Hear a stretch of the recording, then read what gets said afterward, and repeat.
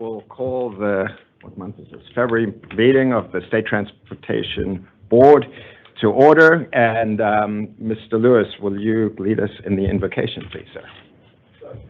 Let's pray. Heavenly Father, again, we come before you this morning, just thank you for this day, for all this together, that you give us breath and life, Lord. And Father, we just ask now that you spread your blessings amongst us as we conduct the business of this meeting. We just pray for all the people in this department and the state who serve the citizens of this state. Be with us throughout this proceeding. It's in your holy name we ask. Amen. Amen. I pledge allegiance To the flag of the United States of America and to the republic for which it stands, one nation, under God, indivisible, with liberty and justice for all.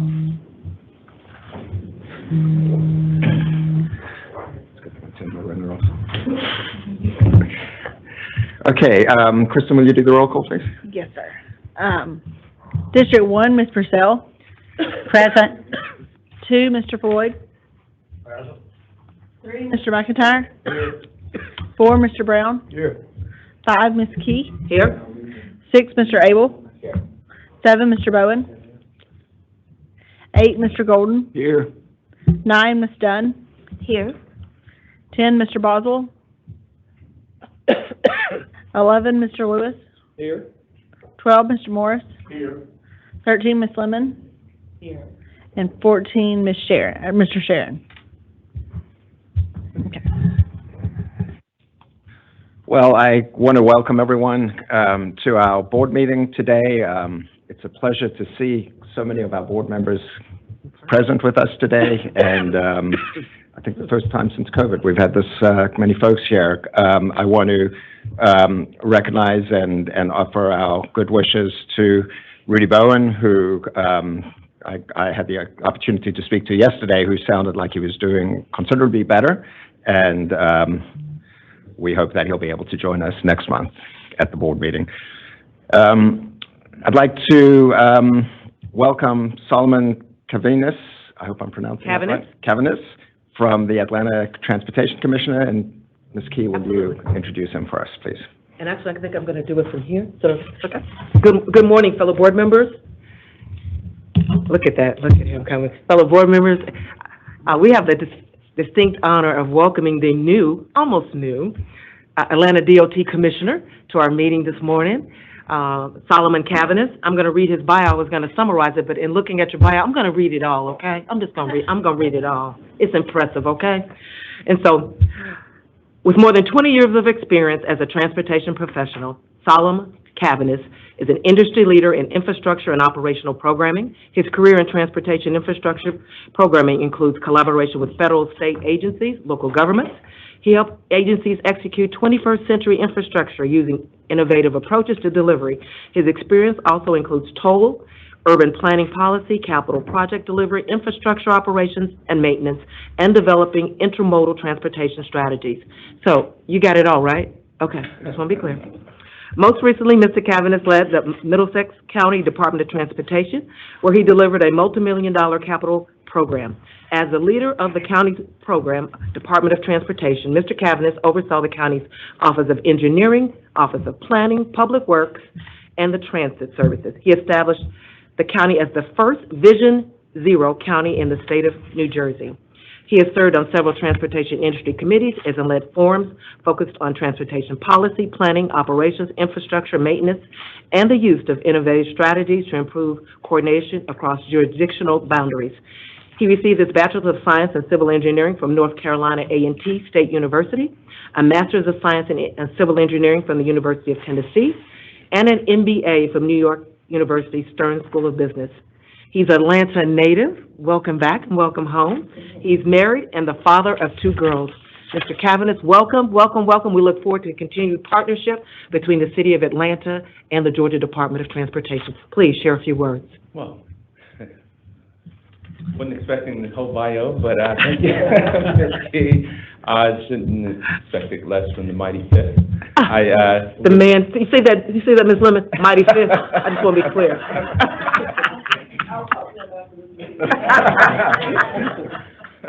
Obviously, Obviously, I've been briefed, but good morning, everyone. I do want to take this moment to thank everyone for having me here, to be in front of this prestigious board, and to be home, if you will. So you heard some of my bio and my experience, but it means nothing more than to come home and be a part of the future of the city, but more so this region, recognizing Atlanta, the capital of the South, Southeast, and Georgia. And I will say, this is a bit of a sentimental moment for me, considering my first professional internship started with this group in preparation for the Olympics.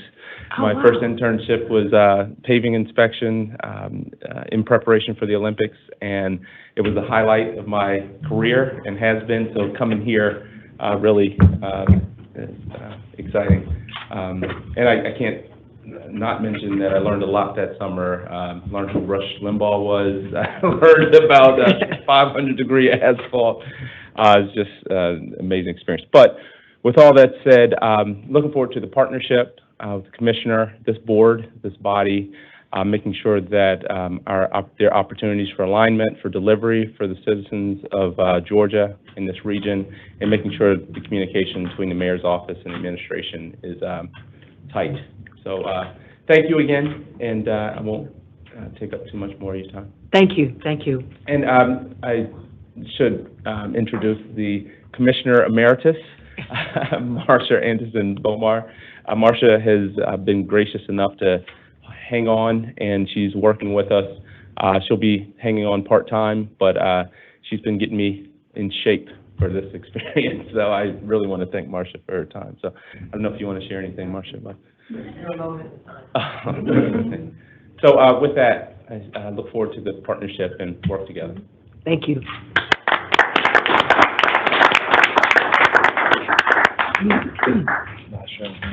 Thank you very much, Solomon, for joining us at the meeting today. I'm going to move next to the approval of the minutes from the January board meeting. Do I have a motion for approval of the January minutes? Second. I have a motion and a second. All in favor? Aye. The motion passes. And so now we're going to move on to the March letting. Mr. Shelby, will you join us, please?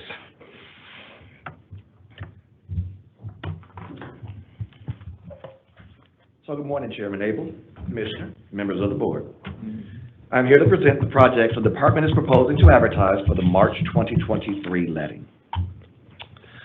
Before we present March, here are the FY 2023 results.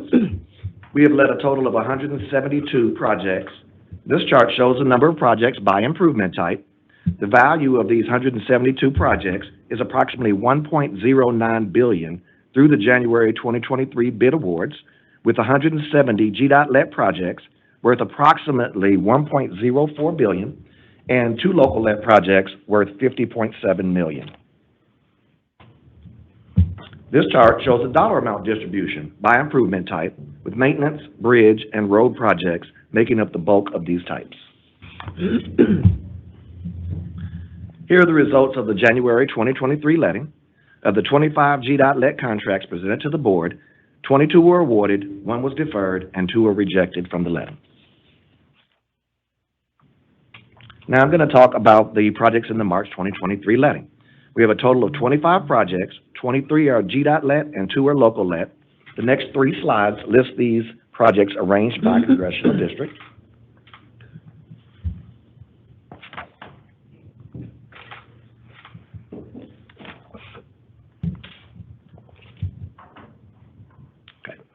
So as you can see with this slide, we are letting a variety of projects throughout the state to address bridge, capacity, enhancement, bridge maintenance, and safety concerns. 4 of our projects are signing and marking focused. We propose to let numerous signing and marking projects throughout the state. These projects are great examples of our continued commitment to improving our signage to keep motorists alerted to changing driving conditions. The first highlighted project will resurface Interstate I-185 from just south of State Route 1 to just south of Amore Road for a length of 7.89 miles. This section was last repaved in 2012, 11 years ago. This next project is a design-build interchange that is proposed to reconstruct the I-85 at State Route 42, which is North Druid Hills Road, with a displaced left turn interchange for the westbound to southbound movement. This project also includes replacing the State Route 42 bridge over the Peachtree Creek and constructing a bridge over the I-85 northbound off-ramp, over the I-85 northbound on-ramp, and to the I-85 northbound access road.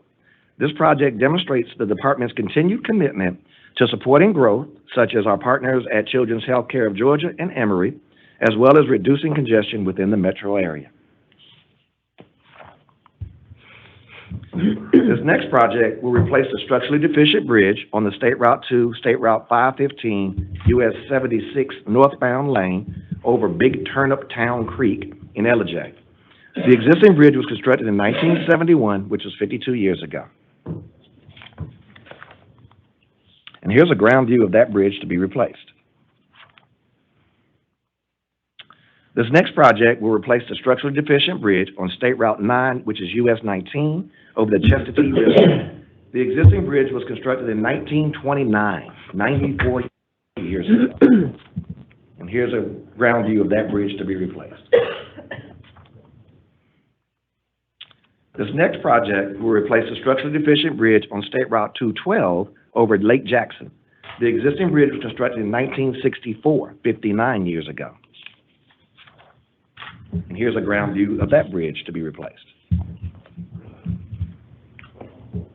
Next is a resurfacing project on State Route 20 from the Paulding County line to John Ward Road for a length of 8.54 miles. This section was last repaved in 2008, 15 years ago. And here's another bridge replacement. We're replacing the structurally deficient bridge over State Route 293 over Dykes Creek. The existing bridge was constructed in 1930, 93 years ago. And here's a ground view of that bridge to be replaced. So these next projects will be advertised in March as design-build projects. The actual lettings are actually in September and December of 2023. We're advertising these projects early to receive an abundance of quality bids. The first one is a major maintenance project that would be the first GDOT project delivered through construction manager general contractor methodology. The project will replace the existing cables, bridge bearings, and joints as part of a planned maintenance of the cable-stayed bridge and explore raising the bridge profile within the shipping canal channel of Savannah River. This project will generate significant economic benefits to the Chatham County as well as to the port. The next project proposed in Bryan County, this one will include the construction of a multi-lane dual roundabout at each ramp terminal on State Route 30 US 280 southbound that stretches across I-16 westbound and eastbound, which is Jim Gillis Historic Savannah Parkway, and utilizes much of the existing alignment and pavement as possible. So we have 25 projects proposed for the March 2023 letting, with 23 GDOT let and 2 local let projects. This chart shows the distribution by improvement type. The estimate of these projects in the March 2023 letting is approximately $193.1 million. This chart shows the dollar amount distribution by improvement type. So now I ask you for consideration for approval for what's presented for the March 2023 letting. Thank you, Mr. Shelby. I'll entertain a motion to approve the March letting. Can we ask a question, Mr. Chairman? Mr. Shelby, can you go back, did you share here the bridge on North Druid Hills? Is that the? That is the Northwood Hills interchange, yes. Okay, so that's the one that, go back.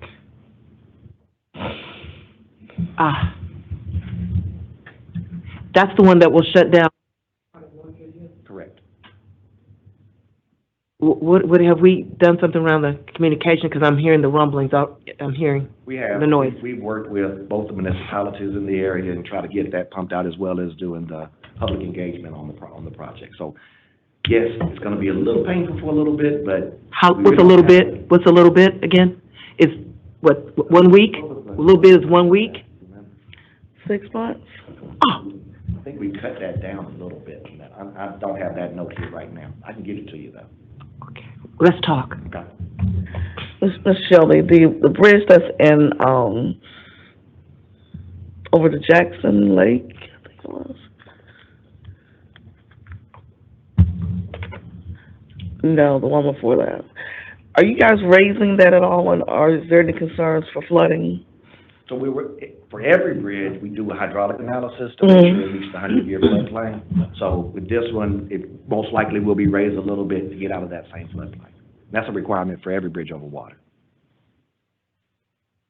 Any other questions? Okay, I'll entertain a motion to approve the March letting. So moved. Any questions? All in favor? Aye. Motion passes. Thank you, Albert, very much. Mr. Shep, I have a question, not about these lettings, but I may have missed your slide, that gave this information, but I was fumbling, trying to get my glasses on, and it left the screen, but, so you had 172 awarded, That's correct. out of how many lettings? That's from July to the last bid awards. So how, do you have an idea of how many that was out of 172, out of 180, or out of? In terms of total volume? Yes, that sir. We let this fiscal year? Yes, sir. Honestly, not right offhand, I can't give you that number, but it's probably in the range of about 200 projects or so that we're gonna let this fiscal year. And if they're not awarded, does that mean they just don't, you think you didn't get qualified bids, or? Correct. So the money's authorized, we bid them out, we didn't get qualified bids, we usually try to rebid them just to see if we can get some qualified bids. Does qualified also mean that the bids are too high? Yes. And that goes back to the general conversation on inflation and supply chain and all the issues that the contractors are having. Yeah. Okay, thank you. We are now ready for the Commissioner's report. Mr. Commissioner.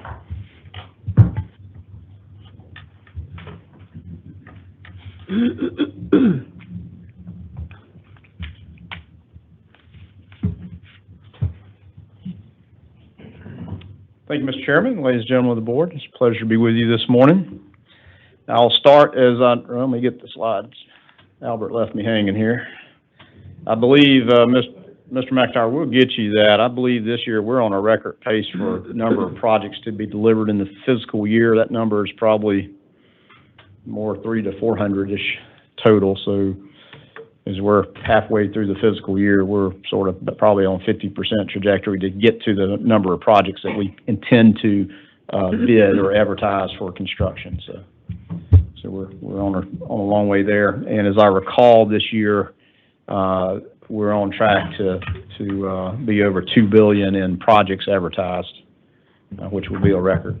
So we're on the way. Let me start, as always do, with the state fund collections. For January, $17.26 million in the transportation fees were recognized. As you recall, the suspension of the excise tax has expired, but the Department of Revenue information we get is on a lag. So we will start having another excise number probably in the next month or two to start reporting. But as Angela shared with you yesterday, our budget is still between excise, transportation trust fund, transit trust fund, and state general funds is over $2 billion. So we're in fine shape from that point of view. So hopefully we'll start seeing the excise report start trickling in now that the suspension of excise has been ceased. Our next report is our employment data. The very best of GDOT, 3,772 full-time employees. Last month, we hired 57 employees, and we had 64 employees separate from service. So that's a net negative. That's not how we'd like to be. As we continue to work on recruitment and retention, hopefully we'll continue to drive toward 4,000 employees that we need to run this organization. Next is our professional services update. Again, what it takes, our consultant resources it takes to get projects ready for Albert to present those to you for construction. Last month, 100 total contracts valued at $34.2 million were executed for engineering, design, right-of-way, geotechnical, and all the support we need to advance projects. That brings fiscal year to date to 989 professional services contracts executed, totaling $487.7 million. So I think we're on another record trajectory as it relates to professional services procurements as well. Now, a few projects that opened up since the last time we were together, and always glad to highlight great things.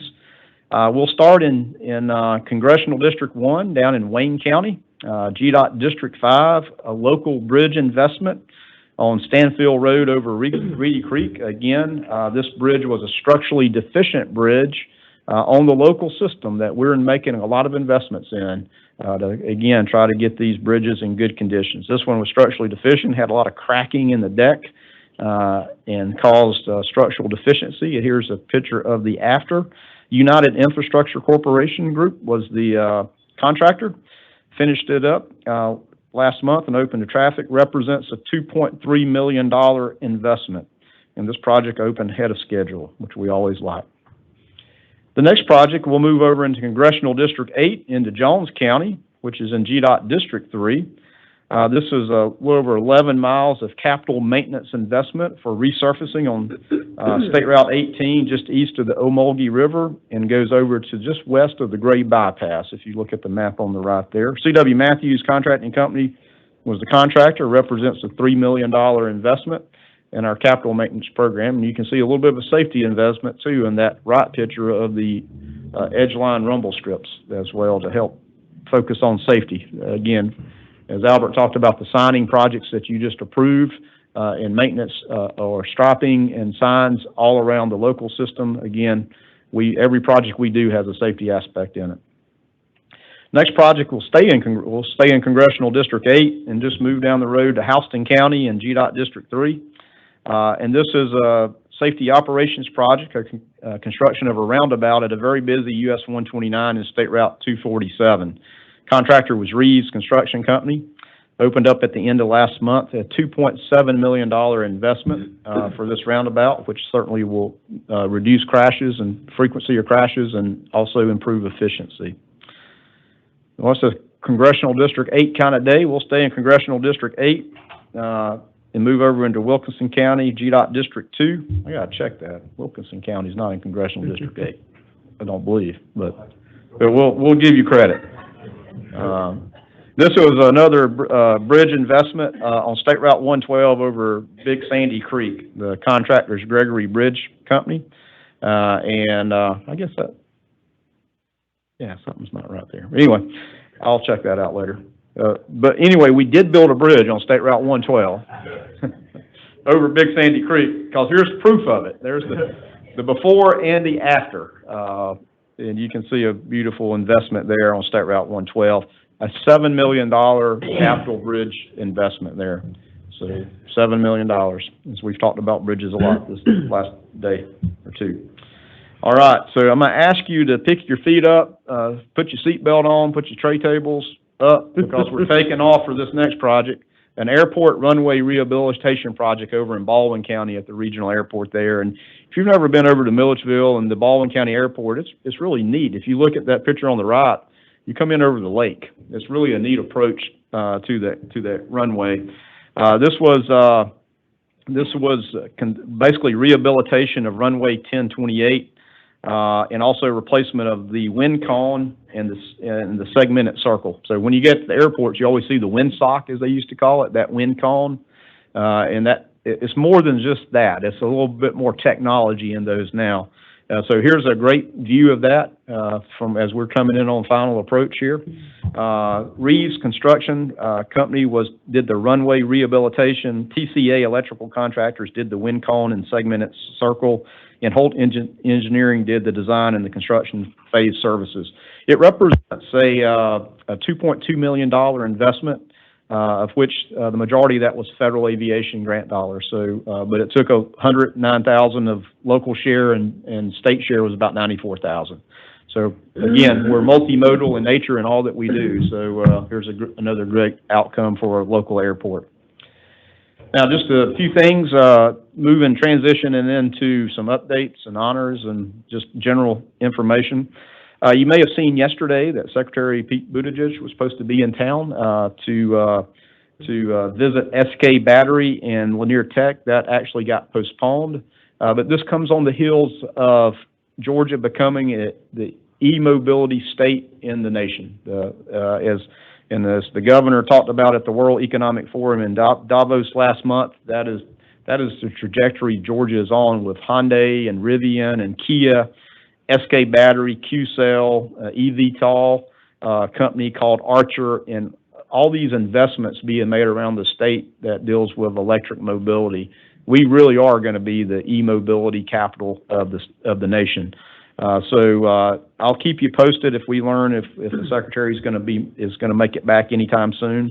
But also yesterday there was big announcements from USDOT as well as it relates to electric vehicles and our NEVI National Electric Vehicle Infrastructure Program.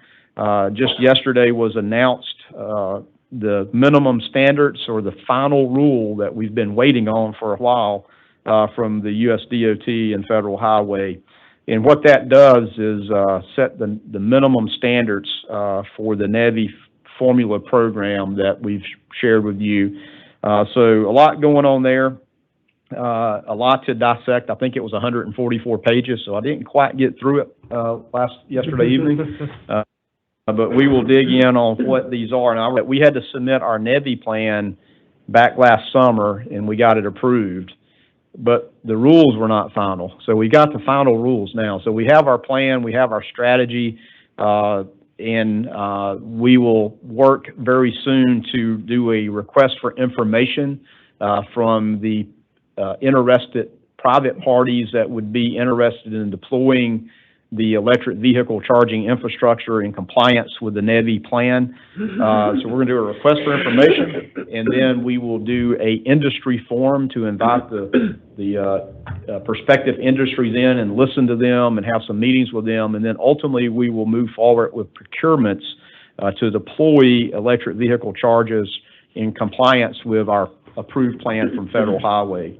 The other thing that was released yesterday federally was the finalized Build America, Buy America implementation for EVs. So this is, again, very important, and it was important that we see this information before we proceed. One of the things that came out yesterday was a phased approach to the Buy America application, especially to the electric vehicle supply units or the chargers. Phase one allows now that up until July 1 of 2024, and if they're installed by October 2024, there's a waive the requirements where you don't have to have, you can have less than 55% of the electric vehicle charger be assembled and made in the United States. But after July 2024, at least 55% of the components have to be Buy America and assembled in America. So that was very important to understand what that means. As you can imagine, as the nation plans to deploy 500,000 electric vehicle chargers, the laws of supply and demand have kicked in. And so, you know, and also the components of this is very important for the industry to understand what the rules are. So with that being said, we'll keep you posted as we move forward on our initiatives to install and work with the private sector to install electric vehicle chargers. The one other thing announced yesterday too, as part of these in the electric e-mobility, was the announcement of the $2.5 billion in grants to basically cities, towns, and tribes, which is on top of the formula program that the dollars we have. So this is where cities and counties can compete for the discretionary money. About $700 million available in fiscal year 22 and 23, as I understand it. And again, that would be for deployments locally to, you know, in and around cities and counties where we're focused on those alternative fuel corridors. The interstates primarily is where our focus is to begin with. So a lot of announcements yesterday in the e-mobility space, and we'll just keep you posted as we move forward. And there's just a headline. Thanks, and Dan, appreciate you forwarding that information yesterday. All right, in good news, just wanted to highlight that Clement Solomon, our Director of Intermodal, was asked to chair a panel from the National Cooperative of Highway Research Program focused on healthcare and transportation needs, and you heard that presentation yesterday on on the rural health and transit issues that we're working on and working with our partners at the different agencies on. And so Clement has been asked, and he's agreed, as I understand, so to chair this work, this research, which really includes a lot of professional folks in the transportation organizations, committees on AASHTO, Federal Highway as well. This research that they do takes many months, probably a year or so, and they do a lot of literature review. They look at key performance indicators, deliverables, a lot of RFPs, and a lot of work. I mean, it's a lot of work. So Clement's doing this on the other duties as assigned part of his job responsibilities, but it's quite an honor to chair one of these panels. This is part of the Transportation Research Board that I talked to you guys about last month. So this is quite an honor, very prestigious to be the chair. And of course, he will be published. All literature ends up in being published, so he will be part of that. So congratulations to Clement for working and on GDOT's behalf, and it certainly demonstrates his capabilities and the thought of his peers, knowing that he will be leading that. So congratulations to Clement. Next, let me give you an update on something that I watch for every year, and I get sort of excited and have some anxiety about it every time this report comes out. And it's probably the one you were thinking about as well, the American Transportation Research Institute. I mean, who doesn't get excited about that? Okay, well, they list every year the top freight bottlenecks in the nation. And I always look at it because I want to know, did we add a project, or did we add a spot, lose a spot, did we gain ground, did we lose ground? Georgia has 9 of the top 100 freight bottlenecks in the nation, and that's been consistent from last year. As you see here, here's the leaders. Atlanta, number 4, 285 at 85 North, aka Spaghetti Junction. It used to be number 1. It's been number 2. We moved down to number 4. I don't know what that means, but it's still a very congested interchange.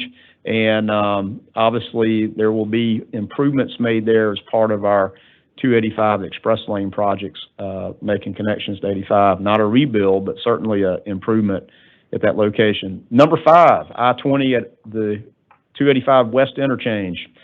It was number 5 last year as well. And so that is a project we're actually in procurement for, to rebuild that interchange, as many of you know. So we are doing something about that.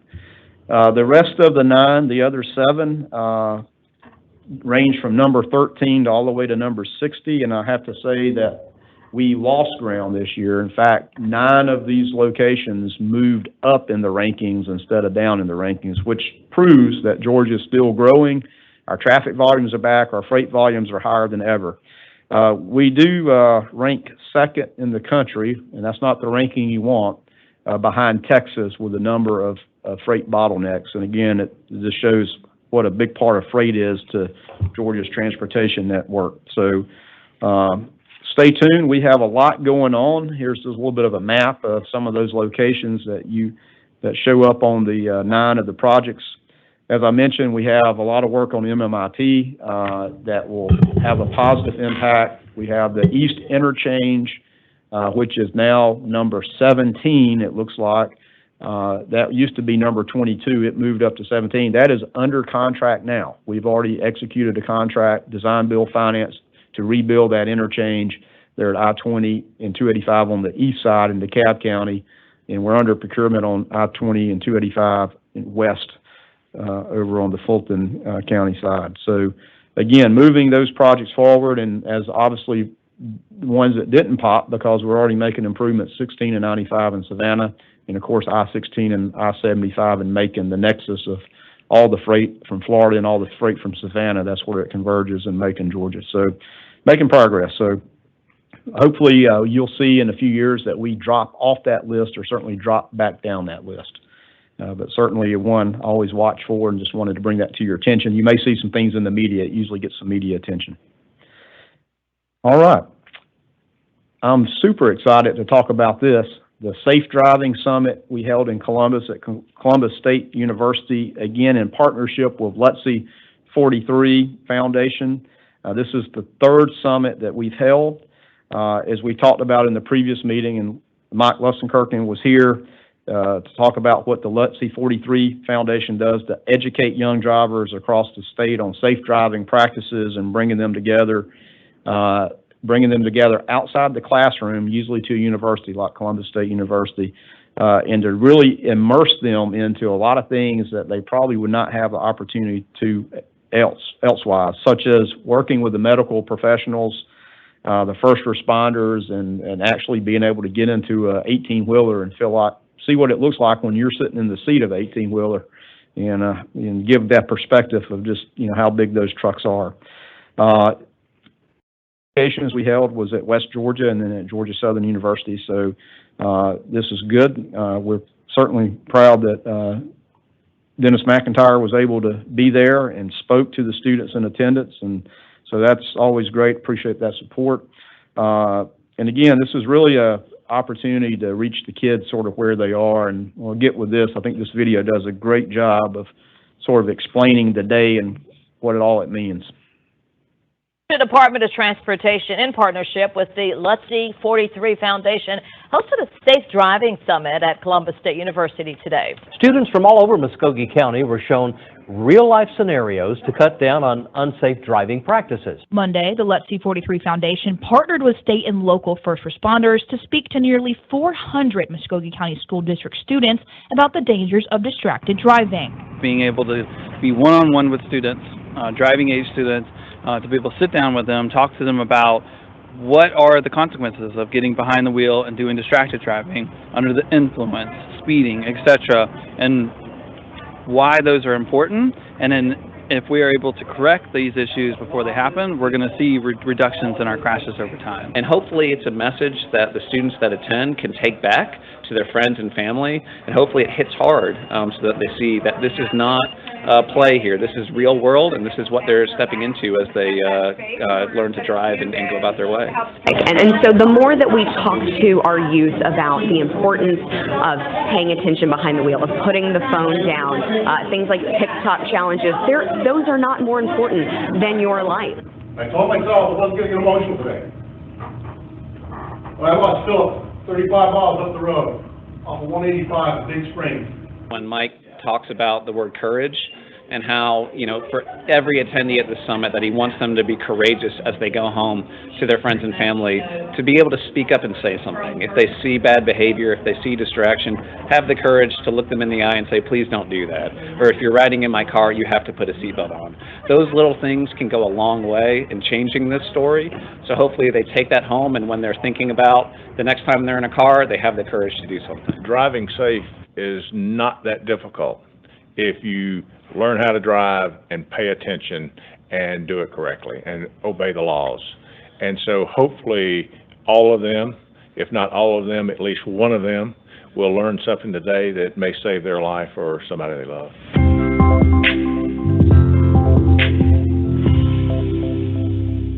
So a great way to wrap that up. And in closing there was really a powerful testimony from a young woman named J.C. Thomas, who shared what her life has been like since she was in a tragic vehicle crash. We talk about fatalities, just like Mike lost his son Philip, and we talk about that, but often we don't talk about the people that are severely injured in crashes and how it changes their lives forever. And so I think that was very powerful. So I understood it with JC's words, and there was a video of her sitting on the stage there. And again, to Mike Lussenkirchen and LUTC 43, they do a great job assembling all these people. If you saw there, the really powerful thing, again, is those surgeons, and they explain what happens when they get people in the ER and what they do, and they show the tools they use, which sort of makes me squirmish just seeing that video. And they explain what they do to your body, and it gets people's attention. So very powerful. And again, I want to thank Dennis for being there. And Dennis, any words or things you want to add, I'd appreciate it. Well, thank you. And I was honored to be asked to go down and speak. By the way, I didn't authorize my video. I assume I'll get compensated for some fashion. Handsomely compensated. Andrew did a great job leading the organization. I was very proud of to be associated with it.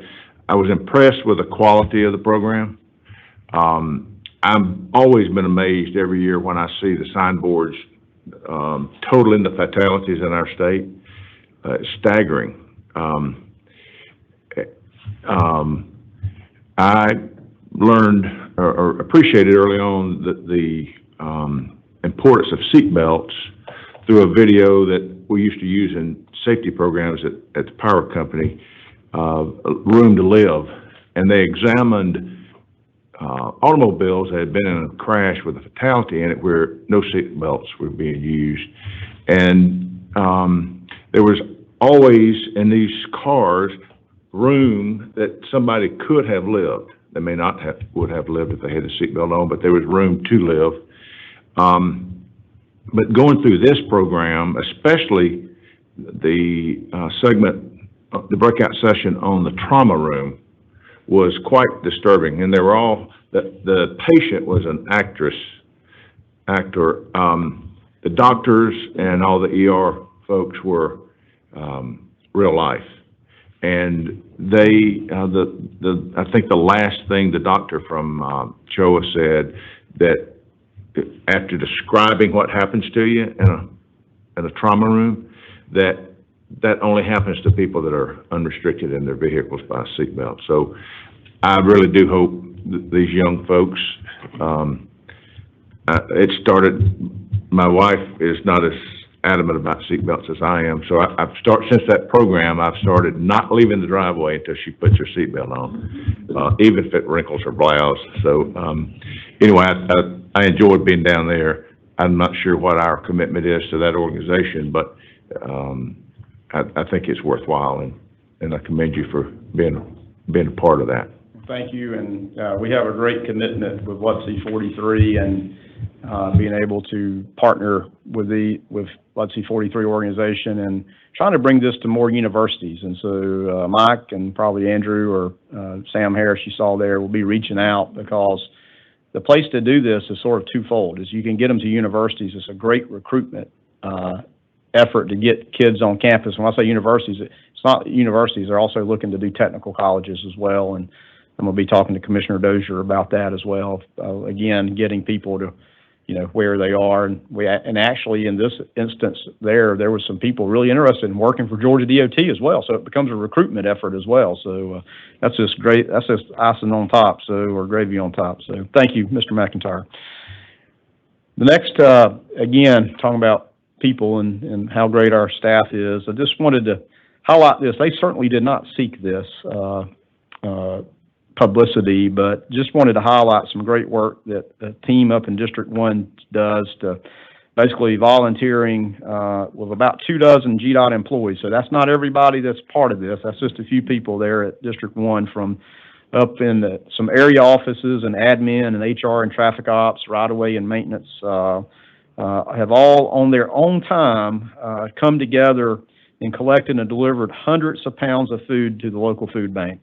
They collected and distributed more than 500 units of desperately needed personal care items as well to a homeless at the Hope Center in Toccoa, Georgia, and also had done handwritten cards to several senior citizens at the different facilities around the 21 counties in Northeast Georgia for Valentine's Day. So this is on their time, but they come together as GDOT to do this and just help touch their community. And as we all know, our districts are right there where the rubber meets the road in our local community. The communities are part of our local communities, and I just wanted to highlight them for their volunteering and serving and going beyond the GDOT clock, but to make a difference in their community. So again, very proud of them.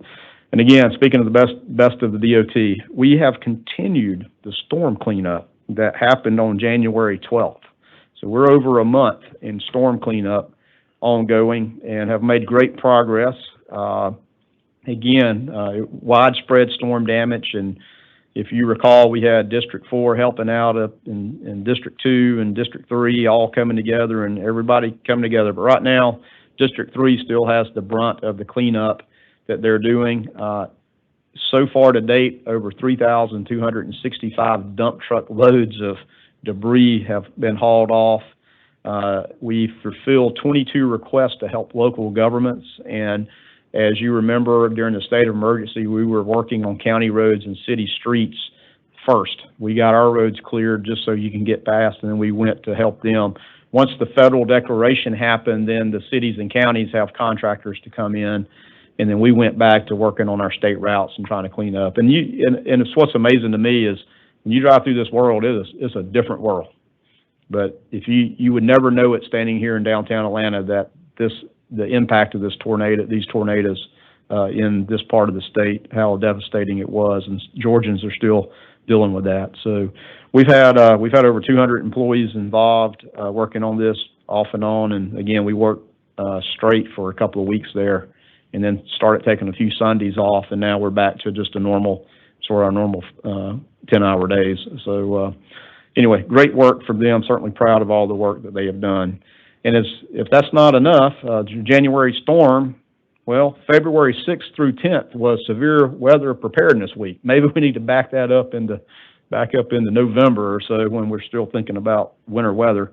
But this is National Severe Weather Preparedness Week, and again, a lot of work we did and a lot of outreach on social media, again, trying to prepare people, get them ready for what's to come, and partnered, of course, with GMA, Homeland Security, and our other agencies to get that message out. So, and again, in great news, some more great news, a good milestone where we had hero trainees here shown on the screen have gone through their training from a trainee to become a Hero Operator 1, and now they're out on the interstates here in Metro Atlanta in their own vehicles assigned to them being responsive.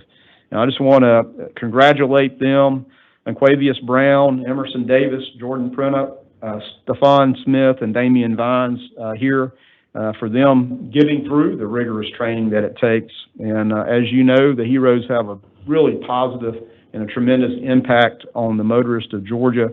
Our first responders call them heroes for the reason because they're protecting those first responders that are trying to give life-saving aid or trying to get the roads cleared so we can open them back up. But that's me bragging, so I don't want to just brag. Here's some proof of some comments we just received, and we get a lot of positive comments from our heroes and the CHAMP program as well. So you can take the time to read them, but I just highlight one. It says, "Thank you to the Hero and CHAMP operators. What you do is extraordinary. Putting your lives on the line to assist motorists in distress every day. I know you might not get the thanks you deserve, but we appreciate what you do, and the motorists couldn't be in better hands." I did not write that. That came from somebody else outside the department. So, again, just congratulations to them. Again, our hero unit has tremendous turnover. We're trying to, again, build our strength back up, a manpower back up, and doing things differently. But I think you all know what a great program Hero is, and then the CHAMP program outside of Metro Atlanta. So, Mr. Chairman, that concludes my report. I'll be glad to answer any questions or comments. Thank you, Commissioner. Are there any questions for the Commissioner or comments? So I have a couple.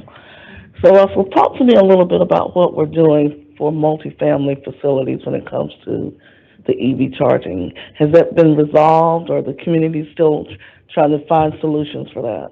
Yeah, so that announcement yesterday actually gives the abilities for cities and counties to address the multifamily issue, which will be, as more EVs happen, becomes a bigger and bigger issue of how do you charge when you don't have your own garage and you got parking. And I hadn't read it since it came out yesterday, but that would be the solution. The funds that are directed to the states under the formula program are strictly for interstates in the alternative fuel corridors, of which we have 2 others. So that was the first sort of get the interstates, but this discretionary dollars is for that purpose, again, to work with cities and counties. I know also the Atlanta Regional Commission has done some work and study about where those dollars need to be deployed. So also the Atlanta Regional Commission, with all the discretionary funding through bipartisan infrastructure law, is trying to make sort of a one-stop shop, if you will, sort of a clearinghouse that local governments can come to get help and support, and then prioritization of what that looks like with some of their plans. So that will be. I think that those dollars will help tremendously in that. It is a discretionary program, though. There was not in the bipartisan infrastructure law, there's not a formula program specifically for that purpose. You'll have to compete for them. And for the safety program, we would love to see something done at Clayton State University, Okay. if y'all are looking for other locations in the future. And then finally, and Clavius looks like he's all of 7 years old, so y'all may want to check his driver's license again. We're glad to have him in that role. I don't want to ask too many questions. Thank you for that.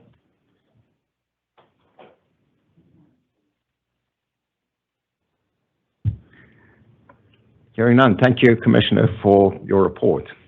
Thank you, Mr. Chair. Commissioner, if you don't mind, we're going to switch the board resolutions around, and I'm going to ask Ann Purcell to offer a resolution for board member Johnny Floyd.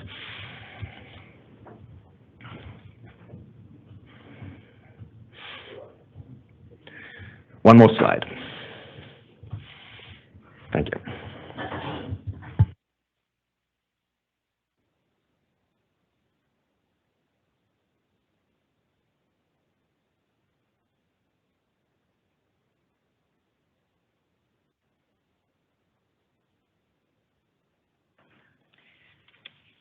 Mr. Chairman, board members, it's my honor to stand up here today to do special recognition to one of our board members. I first want to say that Johnny Floyd, Tim Golden, and I go way back in time, but not too far back because I look very young. Johnny does too, as well as Timmy. But we have served with him in numerous roles throughout the last 30-plus years. We all have a very special friendship, as you can tell from us, as we have worked together in our roles. And this morning, I want to honor him in a resolution that I will bring before the board for our approval today. Prior to doing that, though, I want to recognize someone that has stood by him a long, long time, the love of his life, and that's his wife, Judy Floyd. Judy, would you stand?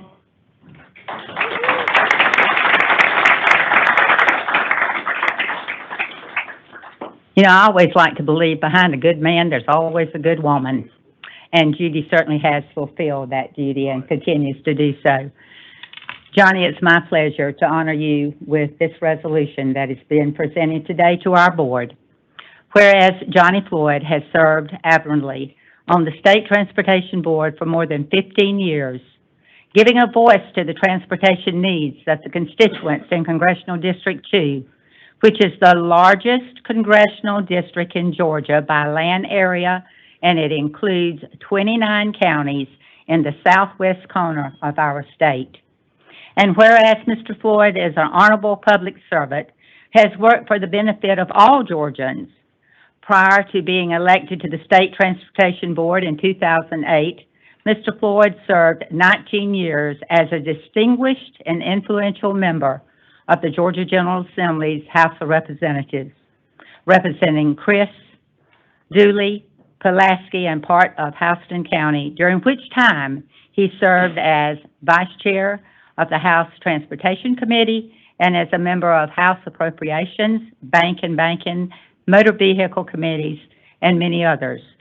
Whereas since being elected to the State Transportation Board in 2008, Mr. Floyd has been focused on the economic development for rural Georgians, mobility for communication in urban areas, and the development of freight routes for our Georgia ports and the logistics industry. His contributions have been invaluable to improving the state transportation infrastructure. And whereas Mr. Floyd has previously held the roles of Chairman, Vice Chair, and Secretary of the State Transportation Board, and he is currently a member of several board committees that help guide the direction of Georgia's transportation network, including the State Transportation Planning, Strategic Planning and Administrative, and the Legislative Committees, and serves as Chairman of the Intermodal Committee at the present time. And whereas prior to his life in public service, Mr. Floyd completed the Forestry Ranger School at the University of Florida. He then moved to Georgia and began his long career in forestry at the Regents Paper Company And then in 1969, he started his own family timber business, the Floyd Timber Company, and it is known as a prominent Cordell businessman he is since moving there with his family in 1970. And whereas Johnny Floyd has faithfully served the state of Georgia for more than 34 years, including his time as a member of the Georgia House of Representatives and a valued member of the State Transportation Board, he has consistently demonstrated exceptional leadership in advocating for the transportation needs of Southwest Georgia, as well as the state of Georgia. Therefore, be it resolved that this State Transportation Board recognize Johnny Floyd for his dedication, his hard work, his valuable contributions to the advancements of Georgia's transportation network. Be it further resolved, a copy of this resolution shall be spread upon the minutes of this meeting, and a suitable copy be presented to Johnny Floyd in honor and recognition of his tenure on the State Transportation Board for over 15 years of service. Mr. Chairman, I would like to make a motion that we as a board adopt this resolution for a member of our board, Johnny Floyd. We have a motion to accept the resolution to honor Johnny Floyd. Is there a second? All in favor? The resolution passes unanimously.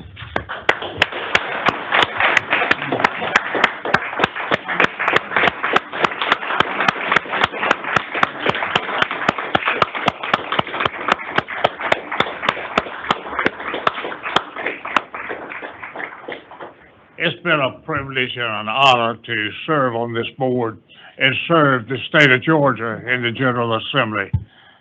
I have enjoyed my work. I hope that I have been beneficial to this state, and I know this state has really been beneficial to Johnny and his family, and I hope to carry on many, many more years.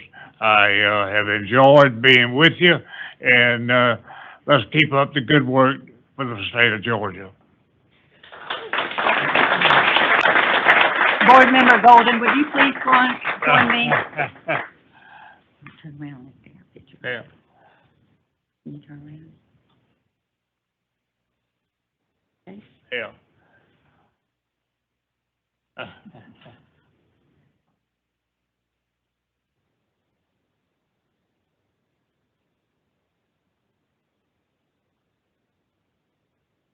Thank you. Thank you. Okay, got it.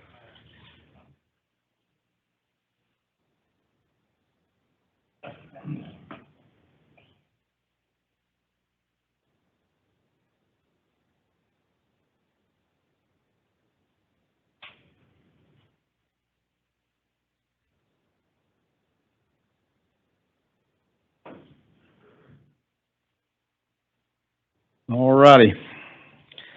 I took the privilege, Mr. Chairman, of assigning this duty to myself. There's probably a board member that could do a better job at this, but I wanted this opportunity. Before I jump into talking about Chairman Abel, I just want to again thank Johnny for your service. I don't know if there's a person with a bigger heart than Johnny Floyd when it comes to love and support of his district, and genuine care of the people in his district. And he's reminded me every time I've talked to him that we're one of the poorest districts in the state, and we just need a little more money. And so you certainly have led, but Johnny, I'd say you certainly have been a servant leader. So thank you. When I was putting my thoughts together and this resolution came together for Kevin Abel, I just wanted to share a few of my perspectives and thoughts. And I realize that Kevin gets the last word, so it'll be proper. Kevin's one of the most intelligent, business-minded people I've ever met and had the opportunity to work with. His prowess of being savvy and understanding business and how things work and integrate together is very commendable. And I've learned from watching Kevin and working with him in this role as chair and previously just as being on the board. I tell you, he dove head first. As I was thinking back, he really had to dive head first because the biggest project we're working on is in his backyard. So he jumped right out of the frying pan into the fire and dove head first into transportation. And, just really have spent a lot of time and energy and focused on not only the 400 Express Lane project, but projects all around the state. And he has certainly been a tireless supporter for a multimodal solution and the interconnectivity of transit and how much transit means to his district in Metro Atlanta, but across the state as well. And certainly has always emphasized to us, again, the thought of being multimodal as this is the Department of Transportation. And for that, I'm very thankful. I'll say this too. I think Kevin is one of the most open-minded people that I've had the opportunity to work with in a professional sense, that we can put an issue on the table and talk about it and talk about the pros, the cons, back and forth. And he is always open-minded to say, okay, I see that, I understand that now, and I'm okay with maybe changing a direction or not, but at least always open-minded, always open to conversation and discussion, sometimes robust discussion, right? But we always were able to do that, and I'm very grateful for that as well, and for somebody to be as open-minded as Kevin is, for sure. The other thing I'd say, and Kevin doesn't know this, but he challenges me to be better by having those conversations and those discussions and talking about people and talking about transit and talking about the transportation infrastructure and how we deliver that is a challenge to me, and I thank you for that. And the other thing I'd say is we both like to read geeky books about transportation or leadership, and we both swap books, but neither one of us has read each other's book yet. So we'll get around to it. So, but before I read the resolution, the other thing I know too about Kevin is he is a great family man and loves his family, and that's a real testament, I think, of having a great, wonderful family and a great supporter at home as well, and his wife. So without further ado, let me read this resolution. Whereas since 2019, Kevin Abel has honorably served on the State Transportation Board representing the Congressional District 6, which includes parts of Cobb, DeKalb, and Fulton counties. Mr. Abels held the roles of Secretary, Vice Chairman, and most recently Chairman of the Board. Whereas during Mr. Abel's tenure on the State Transportation Board, several important initiatives were brought to fruition, including the I-285 Top-End Express Lanes Transit Funding and Collaboration Memorandum of Understanding, which provides a multimodal solution along the I-285 and represents the most significant agreement in decades between the Georgia Department of Transportation, the Atlanta Regional Commission, the Atlanta Regional Transit Link Authority, the Metropolitan Atlanta Rapid Transit Authority, and 4 Metro Atlanta counties. That is truly monumental to have all that agreement. Whereas the Georgia Department of Transportation and the State Transportation Board have greatly benefited from Mr. Abel's leadership, expertise, and his continuous commitment to transportation initiatives which have positively impacted Georgia's motorist and advanced transportation infrastructure statewide.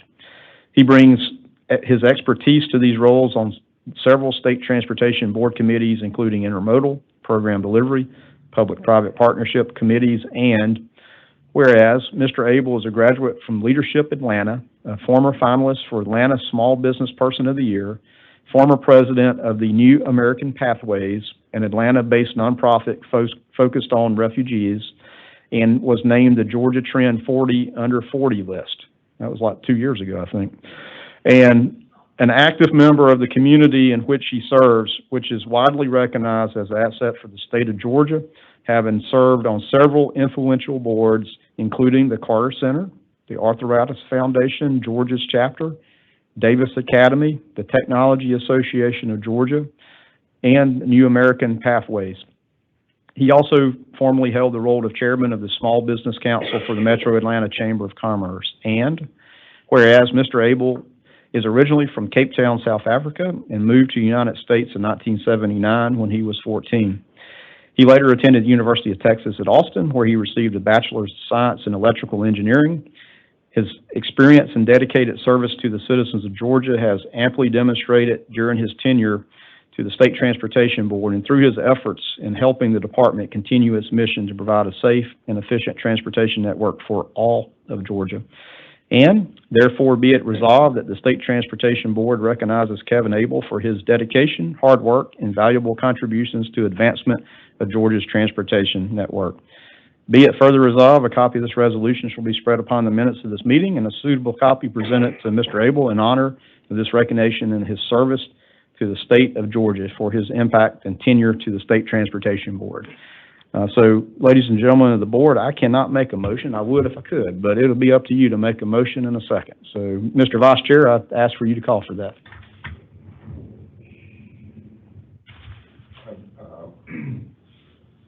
Need a motion? And we can't deny this. I will make a motion to adopt the resolution for Board Member Kevin. Second. All in favor, aye? Aye. Congratulations.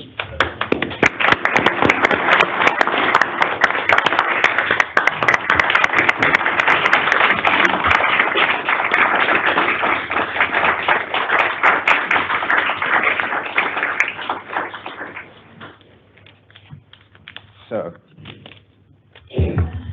Solomon picked a bad meeting to come to. There are those in this room who know that when I get the microphone, especially if it's my last chance to have the microphone, I got a lot to say. So, I hope you'll indulge me. You don't really have much choice, but I hope you'll indulge me. So I'm going to use this opportunity to offer some thanks as appropriate, but also to offer some comments and thoughts. You know, it's been my absolute pleasure and privilege and honor to have served on this board. You know, it's been 4 years. I would have loved for it to have been a lot longer, but the districts being what they are, and the fact that I don't want to move, preclude me from staying. But that's okay, because when one door closes, another door opens, and later on, much later on in this talk, I'll tell you about some of that. So I want to start by sharing some thanks. And the first set of thanks goes to my colleagues on the board. You know, serendipity. I think serendipity means unexpected reward, unexpected pleasure, unexpected surprise, goodness. And the serendipitous opportunity of having been elected to this board is getting to know you all. Not just knowing you and working with you, but becoming friends with you all. And I've been promised invitations to be the spouses of Emily and Dennis, so that my wife and I can attend a dinner or two in the future, and I'll look forward to that. But in all seriousness, your friendship means a lot to me. Being colleagues with you on this board has meant a lot to me. That's not going to stop. Again, I'll refer to the last part of my speech in a few minutes. You know, as Russell mentioned, I'm from Cape Town, South Africa. You know, most people within the first sentence of talking to me know that I'm not from around these parts, but I've lived in Georgia for 32 years, in Texas before that. And, you know, for most of the years that I've lived in Georgia, in Atlanta, I haven't met many people outside of Atlanta. This is where I live, this is where I've worked. But the occasion of being on the board has allowed me to meet people and make friends with people from Noonan and Valdosta and Hayhira, not Hayhira, but close to Hayhira, one of the suburbs of Hayhira, and Blue Ridge and Cordell and Savannah and who am I forgetting? Dallas, Georgia. And then, of course, my colleagues in the Metro Atlanta area as well. And it's been a true pleasure, and I've really enjoyed getting to know you all. I'm going to move on to making some comments and thanking some of the folks at GDOT, the staff. Can I turn around? Can you hear me? You can hear me.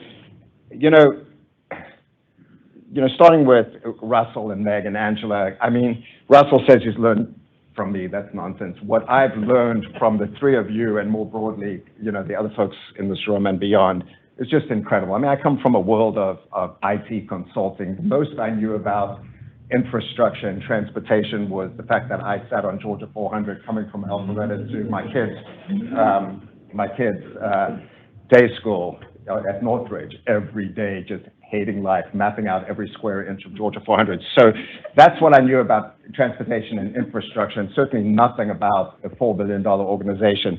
And what I've learned over the last 4 years is just tremendous. It's been just a wonderful, wonderful learning experience.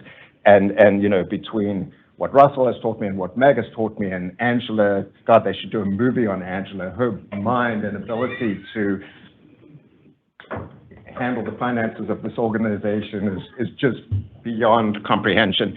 But there's so many others, and I'm going to start naming names, and inevitably I'm going to miss names. But I'm going to just, you know, Mark and, you know, Matt and yeah, I knew this was going to go bad if I started naming names. I mean, you know, Tim, who I met before I was even officially on the board. I'd been elected but not on the board, and we met in Sandy Springs at an open house related to 400. Was it a PIOH? I think it was, I don't know. But, you know, Tim has been tremendous dealing with the 400 projects and the 285 project. But so many of you, you know, and you know, someone said to me the other day, and I'm not going to tell you who, but they refer to GDOT as a world-class capital delivery organization, capital construction delivery organization. And I know that to be true. I don't know any other capital construction delivery organizations, but you know, most of our constituents, all of our constituents, what they know about GDOT is the orange cones, right? They're irritated and angry and dealing with those orange cones and how long they're out there for. But what the true story of what GDOT does in that part of its business is getting projects done and removing those orange cones and allowing mobility. And that's just an organization that I'm truly proud of. We as a board are truly proud of this organization that can do that and so much more. So who else? There's others that participate in the success of Georgia, and those are the consulting firms and the other interested parties, many of whom attend these meetings and many of whom who watch online, right? I mean, it's an alphabet soup. It took me 4 years to figure out who all these companies are and map names to faces of the people that we meet and see at SESHTO and at these meetings. And I finally figured it out. But let me tell you that they are an integral part of our success. And it's not just they're companies that are making money because that's what they do. They're in business to make money. These people care. They care about Georgia, and they care about mobility and infrastructure. And it's been a true pleasure to work with them and get to know them as well. And I want to thank them for everything they do to participate in the success of our program. Next. Sorry, what time is it? Tim, we're not bringing this one in under 1 hour, right? Next is I want to refer to the folks, and right now I'm going to be talking about the Metro Atlanta region and the folks who participate in the advancement of mobility and transportation and infrastructure. I'm talking about the CIDs, I'm talking about the ARC, the ATL, MARTA. I'm talking about the local elected leaders, the counties and the cities that make up our area that are instrumental in doing that. We've got one of those gentlemen here today. And the state legislators who ultimately are responsible for helping make this all happen with the funding. And it's been a wonderful opportunity for me in my role here to get to know so many of these folks and work with so many of these folks. Again, you've got people who are just passionate about what they do and the results of what they do for our Metro Atlanta region and for the state of Georgia. And I want to thank them for that as well. I do have my glasses. So I'll make sure I'm not forgetting everything. Okay, so the next thing, and I promise you I'm getting fairly close to the end. The next thing I want to do is just chat for a couple of minutes about the things that I was most passionate about here in my role at GDOT. You know, we all serve our constituents and advocate on behalf of the folks in our district, but we all find other areas within the big, GDOT umbrella of what we really want to advocate for and push for and make sure that this organization becomes better as a result of. And there's three that have really kind of struck my fancy. They're not district specific, although one of them just happens to be. They're more broadly, areas that I care about at GDOT. One of them is this massive P3 program that we've implemented, and that is being put to effect for both the Georgia 400 procurement and the 285 procurement. Some of you might remember about 2.5 years ago, maybe 3 years ago, I sat in the seat that Emily's sitting in right now, and Meg had presented to us, our new approach to P3 procurement for 285, and I'd done some homework. I was, my progressive instincts got a little ruffled up, and I did some homework, and I voiced in that meeting my concerns. Not, I don't want us to do this, but I want us to think about this, and this. And maybe this is what Russell's alluding to, because I'm willing to learn and willing to adapt. But it's a two-way street. I went to 2 P3 conferences and learned a lot about P3. I wouldn't say I'm an expert on it, but I understand enough to be dangerous. And I've engaged with Russell and Meg every week for the last few years, talking about what P3 means, what contracting means under P3, and how do we protect the interests of the citizens of Georgia as we embark on the most massive procurements that Georgia has ever done, or GDOT has ever done. So that's been something I'm really passionate about, and I hope you'll still talk to me about it after today. The second thing is mobility and transportation with a capital T, beyond what GDOT does, especially in Metro Atlanta. And again, I'm going to talk more about this a bit later, but I'm really, really excited and passionate about the opportunity to put express lane transit, ELT, on the express lanes for 400 and 285, and GDOT's and firm commitment to allow that to happen, to make that happen, and to do whatever we can in our procurements to enable that in conjunction with MARTA and the other interested parties and municipalities. That is something I care deeply about. And then the third area is the electric vehicle program. If you took a plot of new car, EV purchases, as a percentage of total car purchases, not in actuality, but projections, the projection of EV versus total car purchases, if you looked at that plot in 2010, and then again maybe in 2018, 19, 20, 21, 22, you'd see the projection of EV adoption going up at a faster rate every time because of the realities of what's happening in this marketplace. There was an article the other day that I read that said EVs are now priced at parity with regular combustion engine cars, especially when you take into account the tax credits. The adoption of EV is happening faster than we expected, and it's going to happen faster than we think we expect today. I think it's like a calculus equation. It's like acceleration is the, what is it? Someone help me. I was an engineer, but I forgot. Acceleration is the rate of change of velocity. Is that correct? Well, EV adoption is the rate of change of acceleration that's happening in this marketplace, and we need to be aware. I am the only board member with an electric car who is leaving the board. I encourage people to think in the next car purchase to buy an EV, because there's no better way to understand what's happening in motor vehicle technology, than to own the technology. And remember what I said, it's the same price. We need to be working faster than fast, because this new world of EV, as it relates to charging station, as it relates to the advancement of autonomous vehicle technology, all of this is going to change the way we think about transportation in the future. Okay.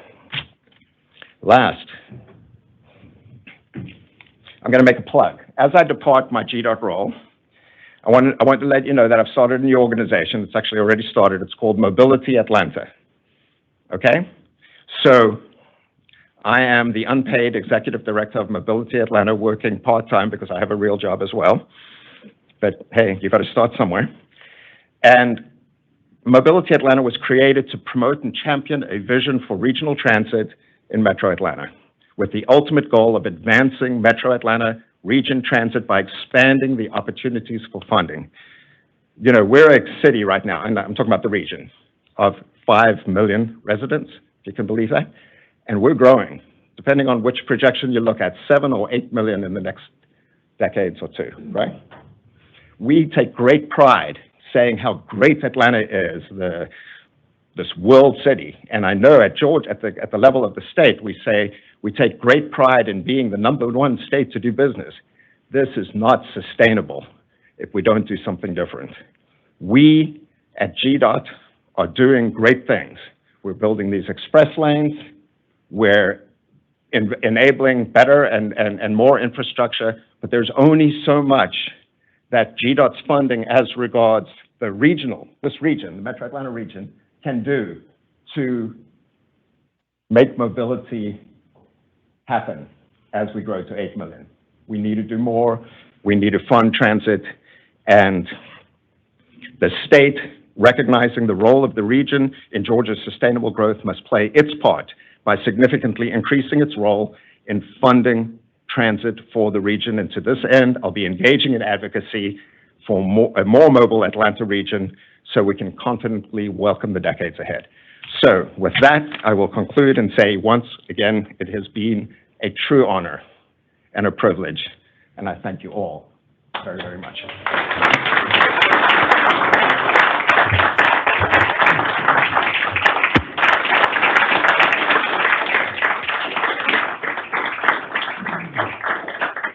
Well, Chairman, as customary, the board wanted to recognize your leadership as chair and has this Georgia peach.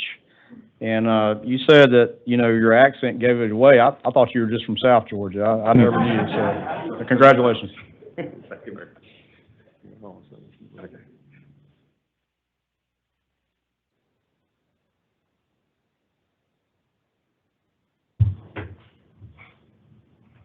One's gotta be good.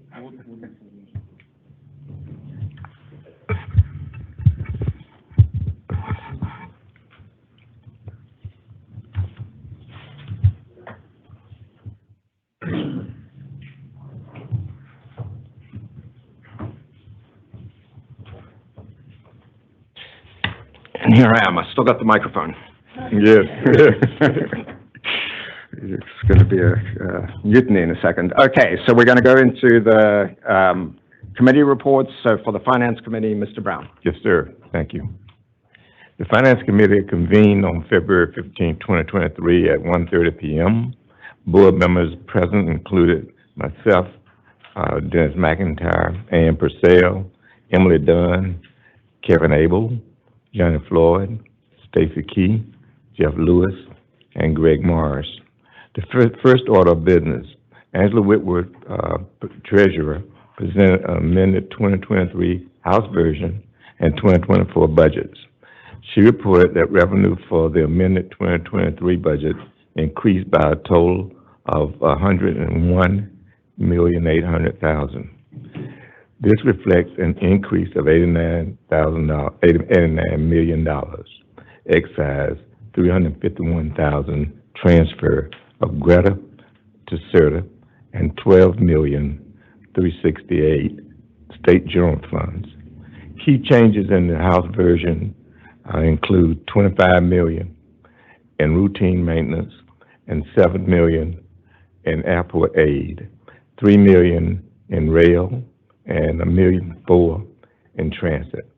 She reviewed the 2024 budget, which has not had any changes since the governor's recommendation.